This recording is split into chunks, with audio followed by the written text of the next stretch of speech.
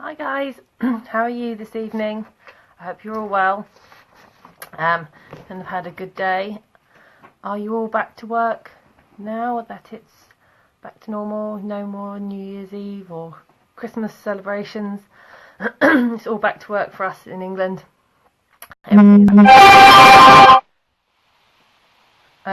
So, good to see you all. Well, I can't see you, but hello anyway.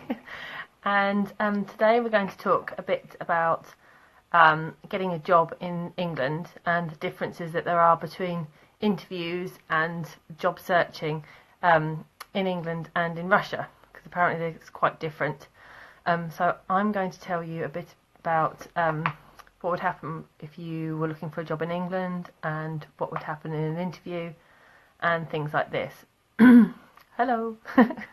So that's what we're going to talk about, and yeah, I'll go through it, and if you have any questions, if you join and have some questions, or you can always post questions on Instagram afterwards once you've watched it later.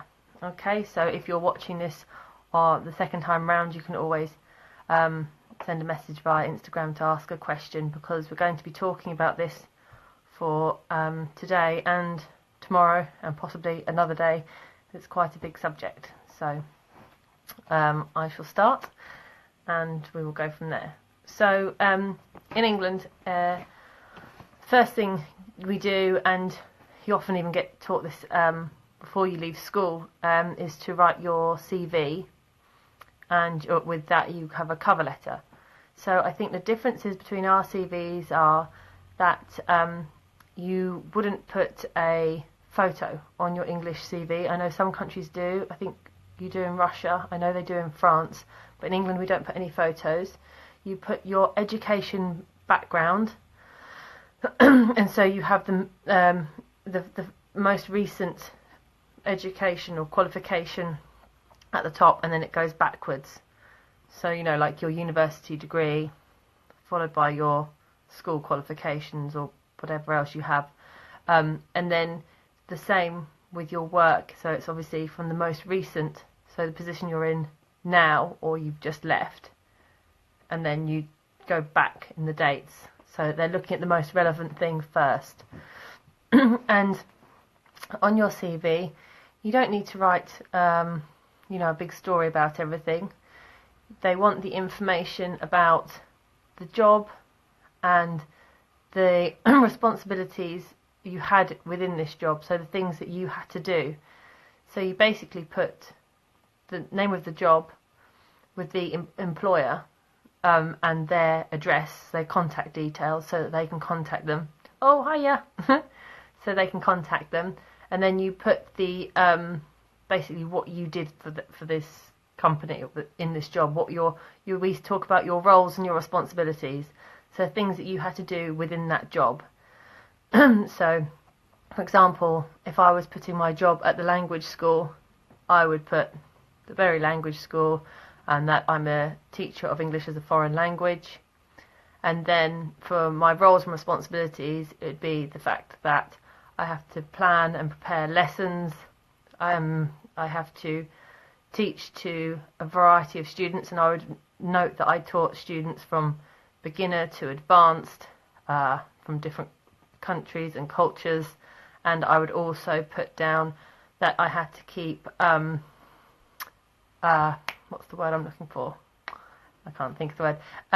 That I had to keep note of everything that I did, so all the paperwork that goes with it. So it's not just a case of just the teaching. I would also talk about the fact that I planned a lesson and write the information about the lesson afterwards, and I'll keep records. That's what I was going to say.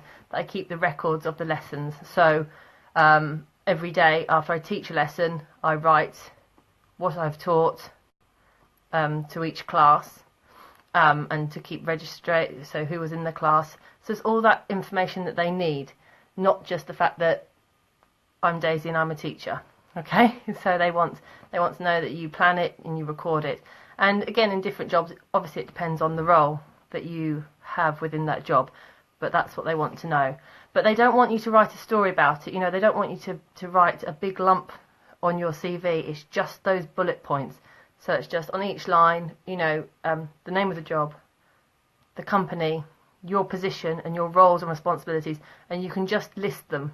So when we say bullet point, it means like a dot here and your list, and then a dot and your list, like you get on the computer where it's bullet points.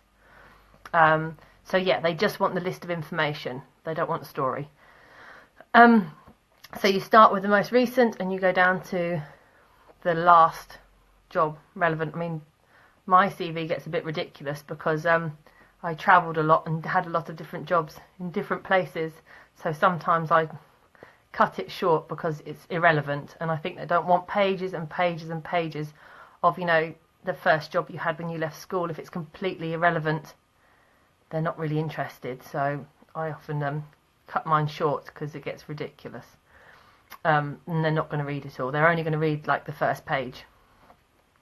And then so with your CV you have what you call a cover letter, and so this can vary, I suppose, depending on the job you're going for. When I was at school, they used to call it a personal statement, and it was a bit broader. But nowadays you have a cover letter, so it's more specific for the job that you are actually applying for. And in the cover letter you just talk a bit more about yourself, the experience that you have, so the experience you've gained from the job that you are now in or you have just left, and experience you have from other things, as long as it's relevant to the position. So they don't want to hear your life story, you know, about some, I don't know, some trip you went on with your friends, unless it relates to what you can do within the job. So if it's experience of working with other people and it's some kind of group activity that you had to organise a load of people, even if it wasn't a job, you can use it like if it was volunteering, or, you know, doing something in your community or anything like that. You can talk about it as long as it relates to the job, not just a load of endless stuff about you and all your hobbies. Okay, so things that are relevant, and you talk about the experience you have gained and then how you can bring that experience to the job. So, you know, like when I first started teaching, when I wrote my cover letter, I mean, this sounds a little bit crazy. So 9 years ago, I used to just work with horses, riding horses, okay? So when I wrote a cover letter, it sounded a bit nuts to say, hi, I can come and teach your English students, and I've spent the rest of my life riding horses. So I had obviously trained and got my qualification to teach English, but I hadn't done much of the actual English teaching at this stage. So I talked about the fact that I travelled a lot. So in my personal statement I mentioned the fact that I had done a lot of travelling, and I'd done my job in different countries and learned about different cultures and met different people from all over the world, and that I had experience teaching people on horses. And so so although it sounds crazy, but I was talking about the fact that I'd been travelling, so I'd met people from all over the world. I had lots of experience in that way, and I had lots of experience with teaching, and so now I was bringing the two together, and I had my English qualification. So it sounds nuts, and obviously my job was completely different to what I do now, and but that's how you write it. You talk about the experience you have and how it relates to what you want to do. So even if it's a completely different job, you can still talk about it and find the relevant points. Okay? So yeah, it was a bit of a career change for me, but that was 9 years ago, so that's a bit of a difference. Okay, so yeah, so you've got your cover letter, and that goes with them. So they read the cover letter, and that tells them about you. And you have to, we say in England, you have to sell yourself. So it's a really difficult thing to do, and in England we're quite rubbish at it because we don't. I don't know, it's a cultural thing, I suppose, that we're not very good at sort of like saying all the things we're good at. And so you have to try and sell yourself, but not sound like you're showing off, not like, hey, I'm fantastic. But you need to say, you know, I'm good at this job. You know, these are the things that I'm good at, and this is why I'll be good at the job. You know, I love working with people. I like speaking to people. You know, things like that. Like, so for being a teacher, obviously you have to like working with other people and you have to get on with people. So I always sort of worked on those strengths as well. So you can talk about the things, the little things that you're good at, which mean that you'll be good for this particular job, without just saying, "Hi, I'm amazing, give me a job." You know, you have to make it a bit more subtle than that. No one likes to show off. Okay. So yeah, so you have your cover letter, and then so there are different ways of looking for jobs in England. Whether or not it's the same in Russia, I'm not sure. But so there are lots of different ways. You can just go about it on your own, and you can go online. So you have loads of different companies that advertise online through agencies. We have readuk.co.uk, and I think they're actually also international. I think I saw them in Australia as well. We have Indeed. There's another one, I can't think of its name, but there are loads of them. There are loads of different agents online, and so if you want to, you can look for the jobs through there, and they have search bars. So you type in the type of job you're looking for, and then you can put in the area you want to work, like as in you know, where you live. So the area, when you talk about the area, it can be as in the type of job, the field of work, and the area as in location. So yeah, so you can then search through the jobs that are local to you, and you can register with these companies.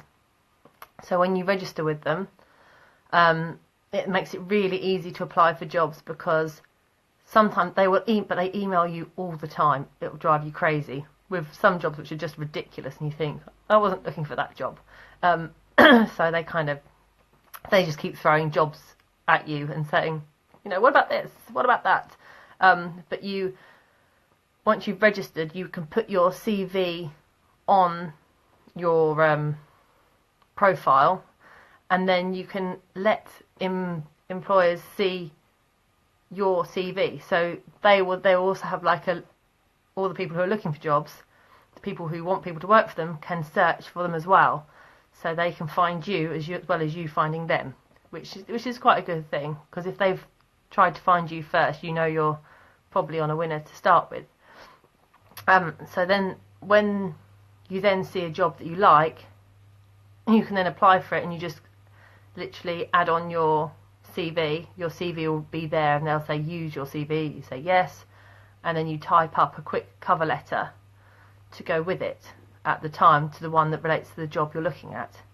So that's an easy way of doing it. And again, if you talk about the jobs that you want, like, you know, if I put in English teacher, then it will send me like hundreds of English teaching jobs, and endlessly, and they will just keep sending you jobs, even if it's not, you know, completely relevant. They will still send you one.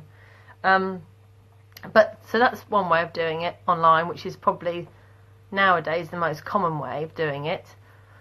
But in England we still have other ways, like I don't know, is LinkedIn popular in Russia? I'm not sure if it is. LinkedIn is like like another social media thing, but it's more work related. So you can put your details up on there, and sometimes you get people wanting to talk to you there because they want someone to work for them. But we still have things like we have a job centre in England that you can just walk into. In most towns, I'd say every big town in England still has a job centre, and the job centre is LinkedIn? Oh, okay, not popular. So yeah, the job centre you go into, and they'll have jobs advertised in there, and it's like probably the old-fashioned way now. They just have all the cards with the jobs written out on, and you go and speak to the lady, and you go and tell her what you're looking for and what your skills are, what your experience is, and then they try and match you up with a job as well. So there's the job centre. If you don't like computers and you don't like the internet, or you don't want to have 1,000 emails sent to you every day about ridiculous jobs, then you can do that. And then I suppose depending on the type of job you want as well, like if you're just travelling around, say you just come to England and you want to just get a job in a bar or as a waitress or something like this, you can find jobs like that as well. Just you know, people still advertising a card in the window. You know, you might go to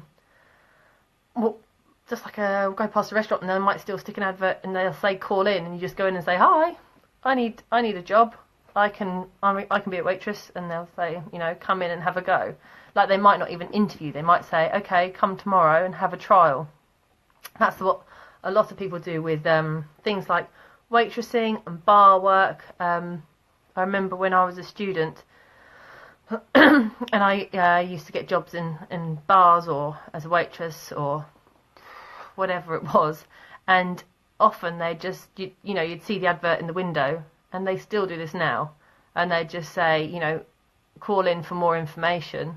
And when they say call in, they mean like go in, walk in, and you'd go in, you might give them your CV, or they might just say, you know, come tomorrow at whatever time and have a trial, and they would just let you come in for an hour or two and work, and if they thought you were okay, then you got a job.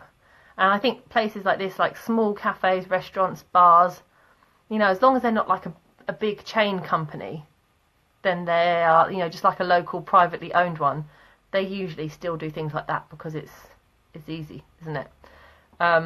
So depending on the type of job you're looking for. But we also have things which are called like the free ads, which if you have a newspaper, and that sounds really old-fashioned, but still there are newspapers, and like the local newspaper, and you go in the local newspaper, and in the back it's got an what they call the free ads, because it's free to advertise, and they just have loads of different jobs, usually again like not necessarily like big business jobs or anything too serious, but they have jobs in there, and if you just want to pick up a bit of work, it's a handy way of doing it. When I say handy, I mean easy. If something's handy, it's easy and convenient.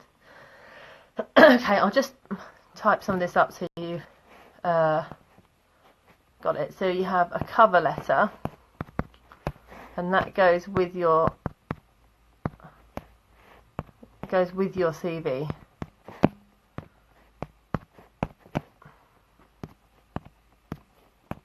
Okay, and basically your cover letter talks about yourself and relevant experience.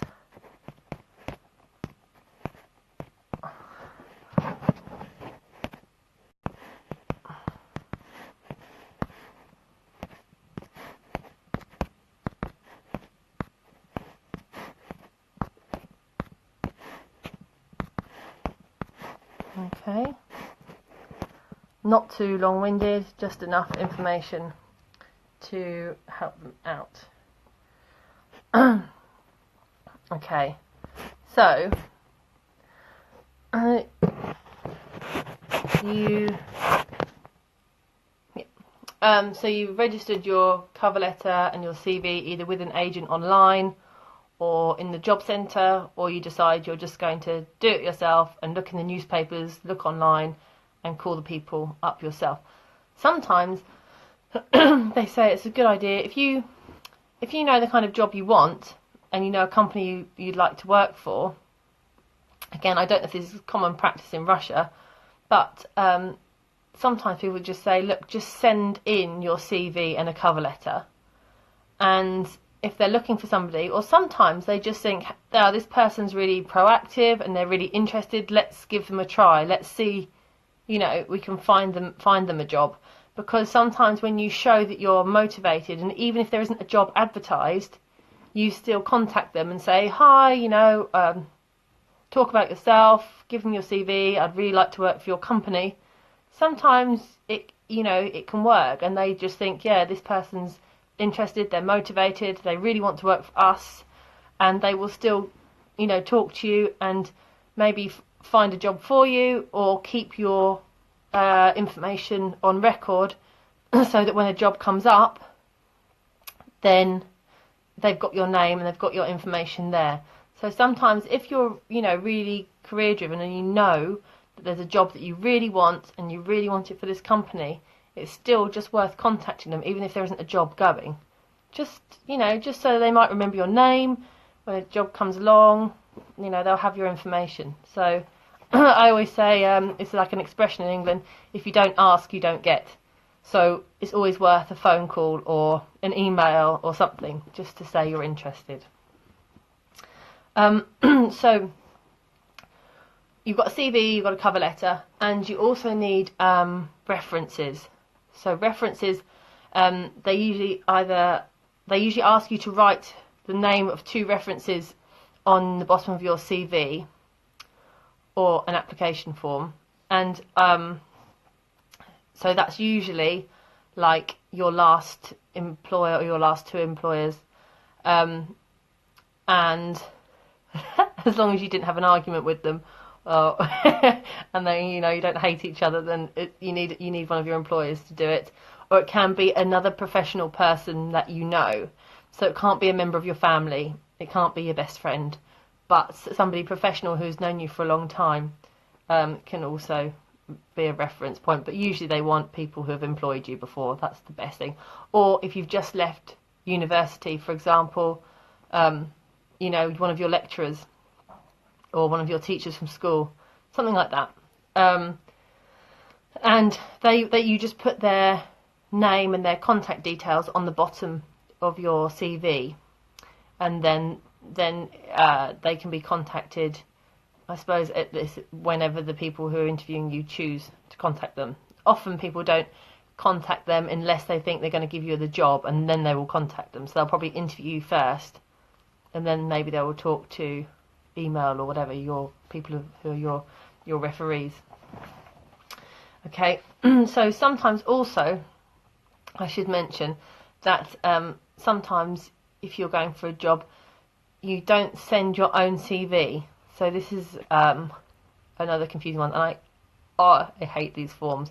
So if you want to be like a job, I only know from experience, so there are other jobs that do this, but I can't tell you all of them because I'm just can tell you what I have found. So for jobs like at a college or a university, as a role as a teacher or a lecturer, and schools. So if you want to be a teacher in a normal school, not like just a private school, like a public school, or universities and colleges and those kind of jobs, they usually have a standard application form that they want you to fill in. So they don't want you to fill in a CV, they want you to fill in their own application form. And it's basically asking for the same information, but in their format. So you'll put on, again, they'll want your name, your address, date of birth, and then they will want your list of jobs, but usually they'll say like the last 5 or 6 years, and you will, or your last 5 jobs maybe, whatever is more relevant. So they will ask for that and your qualifications. So it's all the same information, but it's just on their own application form. And then they might ask you, instead of asking you for a cover letter, they'll probably ask you to write about why you think you're suitable for their job in so many words on the back. They will give you like a word limit and you'll have to write about it. So that's another way of doing it. So you think, oh brilliant, I've got my CVs ready and my cover letter's ready, and then you apply for a job and they say, no, we don't want your cover letter and your CV, we want you to fill in this. And they give you some form that you have to download and fill in. And if you're like me, when you try and fill it in, then you realise that you've changed it into a different format and all the boxes have gone funny and you can't fill it in properly. It's very annoying. Do you know what I mean by to fill in a form? We talk to fill in an application form. Fill in means like to complete, to write things in the right boxes. Okay. So you can fill in any form. Fill in a form.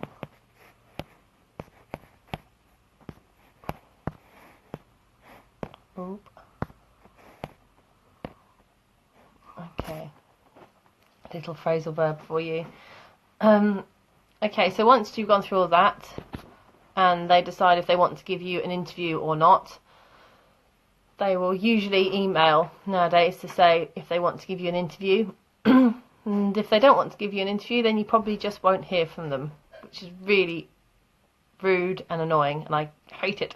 So sometimes companies, you know, they only email the people they want to interview, and everyone else is just left to wait. So that's annoying.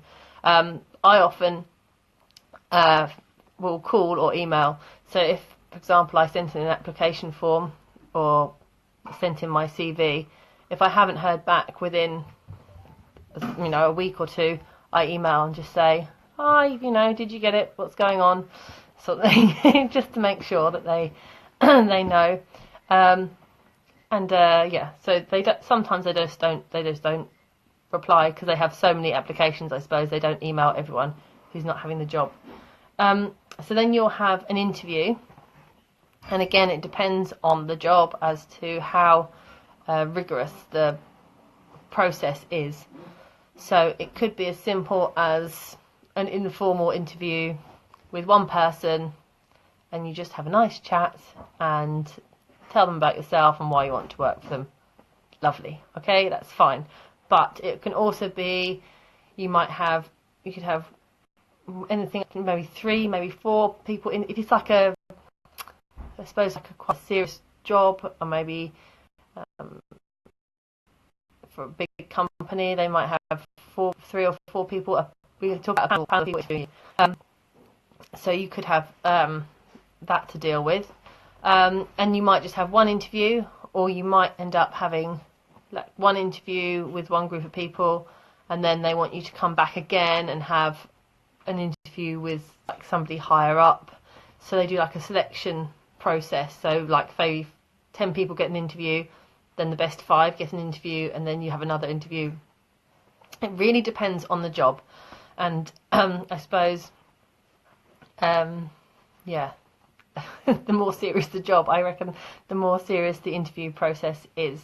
And they might ask you to do a task. So for a teaching job, they might ask you to give a demonstration of your teaching, which is always a bit scary when people are watching you. They might ask you to do, so I've had an interview before where I was assessing students, and I had to assess their level of maths and English.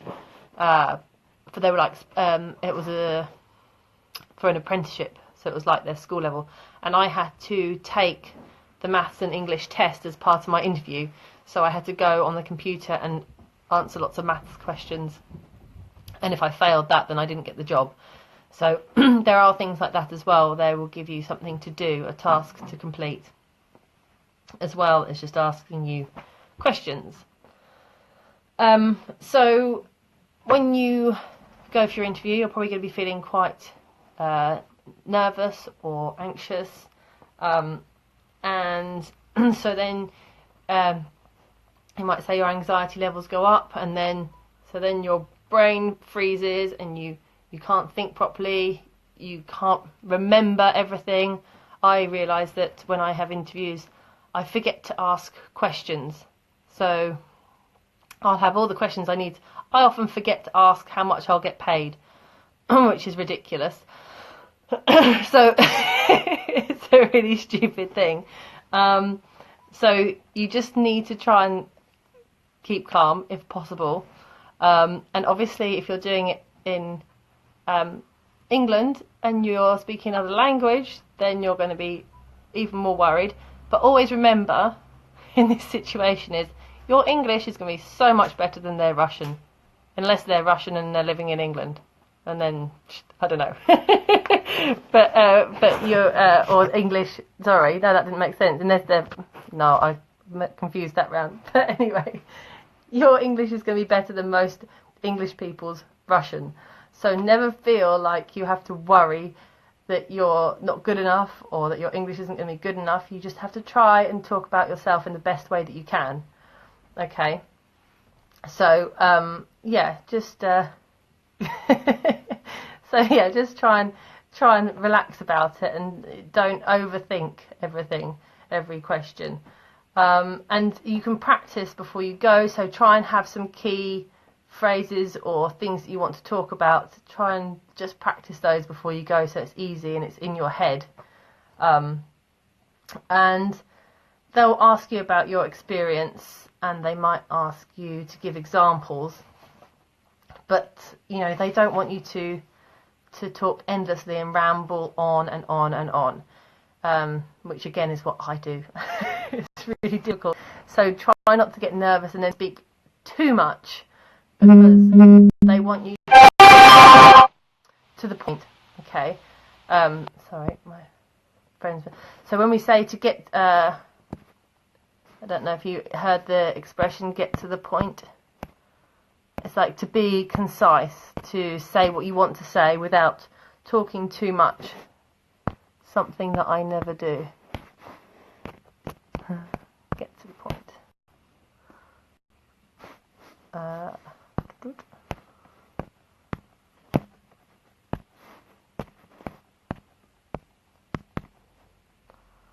Okay, so, but try not to just, again, not just yes/no answers. You know, they want, they don't just want facts, they want a bit of information behind it. They want a bit of a story. So if they ask you about your experience in something, try and explain why, you know, what the experience was, what happened, what you did, things like that. But, you know, you don't have to start saying, and then he said, and she said, and and make it into a big long story, because they don't want that either. Sorry, I have something tickling my arm. I don't know what it is. Okay, and again, so with your CV, everything on your CV, you have to have done it. Don't lie on your CV. Put, you know, things that are true, things that you have done. But when, you know, you don't have to tell them everything about yourself, and, you know, you don't have to tell them things that you've done wrong in your last job necessarily, but you do have to, if everything's on your CV, if they're going to ask you about the job and ask you what you did, don't put something that you haven't done, because if they ask you to do it, you're not going to be able to. So, you know, if you don't have much experience in one area, you don't have to say, oh, I've never done that before. You could say, oh, I need to improve in that area, for example, or, you know, I would like to learn more about that area. So you're not saying, I have no idea, but you're just showing that maybe you haven't done a huge amount of it without saying that. And again, if they ask you, you know, they might ask you why you left your last job.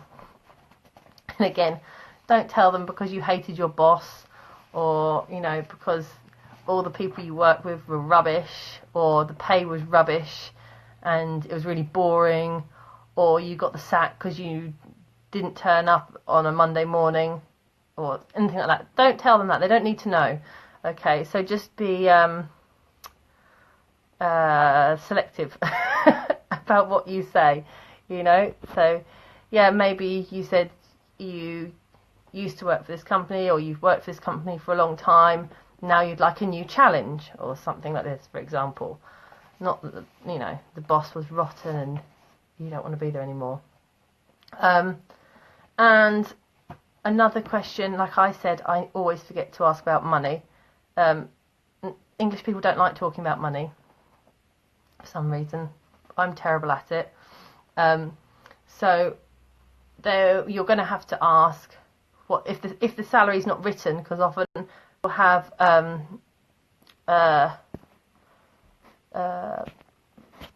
they'll have like a, I can't remember what it is now. They won't write the salary on the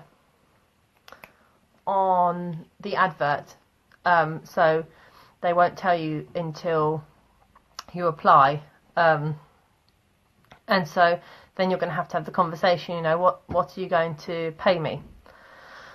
And so you have to be ready that if you think what they're offering is unfair, and that you're worth more than that, you know, you've got a lot of experience, you've got like all your qualifications, you're really good at your job, or the pay's just awful anyway, you have to be prepared to turn down the offer, and, you know, and say, well, actually, that's not, unless you're just really skint and you need a job.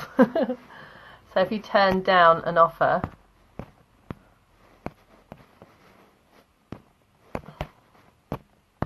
it means to say no, thank you. To say you don't want it.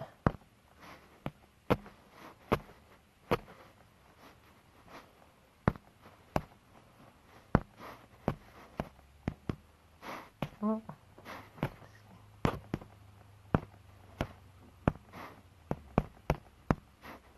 Oh.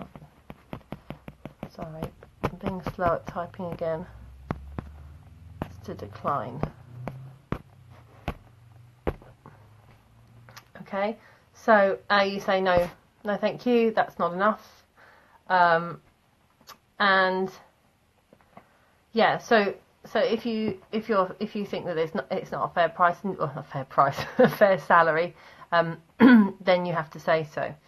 And that's often a difficult conversation to have. The other thing I was going to say and to mention is that when you see jobs advertised in England, it will say sometimes if they're a salary, because often you get jobs that are paid by the hour, or or per day or per week, whatever, and then you also get per annum written on the advert. And so that means like the salary per year.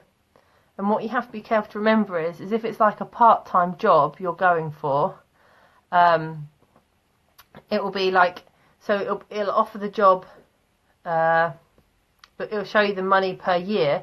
But you have to remember that if it's a part-time job, so that's going with the fact that you're working, I don't know, 30 or 40 hours a week.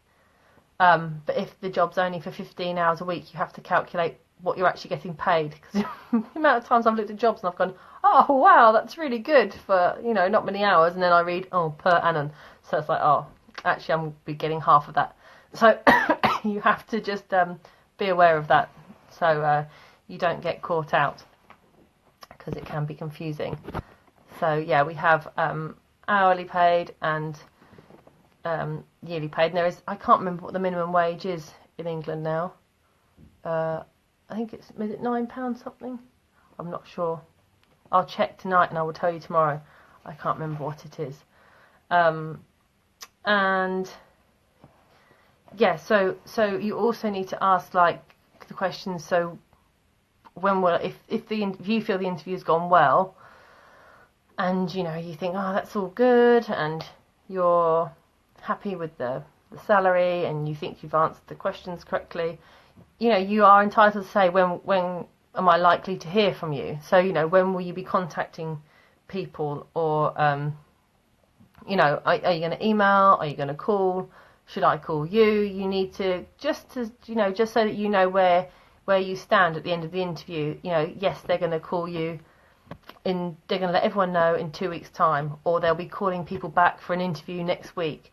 So you can ask what happens next. Because sometimes you leave and, this is what I do. I walk out and I think, oh, I didn't ask any questions, I didn't think. So have these questions written down somewhere.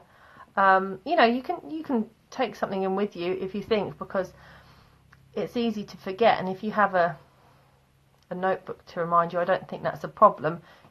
Questions that you think, that's what I wanted to know the answer to. Salary and even like working hours, because some people do flexi hours now. I don't know if you've heard of flexi hours. So as long as you're covering your 8 hours within the day, some companies say, you can start later and finish later, or start early and finish early. So there are different things as well to consider as well with different types of jobs. Some jobs nowadays are office-based, but they do allow people to work from home for a certain amount of days a week. So there's always the opportunity to ask these questions and just find out. Again, if you want to improve and climb the ladder, as they say, and so you can say, is there an opportunity? What's the opportunities within this role? So are you going to, is there a chance for promotion? Is there extra training that comes with this job? So all these things are worth taking into consideration. And you can practice as well.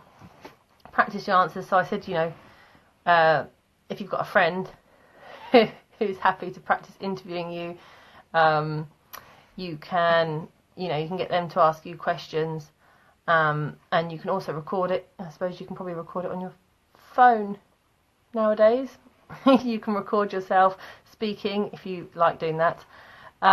Yeah, so you just get used to using all these things.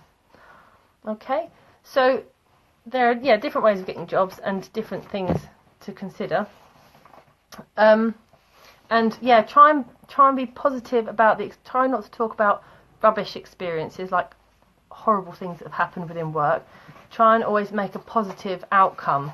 So, you know, if they asked you to talk about something that went wrong in your last job, for example, because people ask strange questions, you could tell them about something that went wrong, but how you made it better and how you made it positive.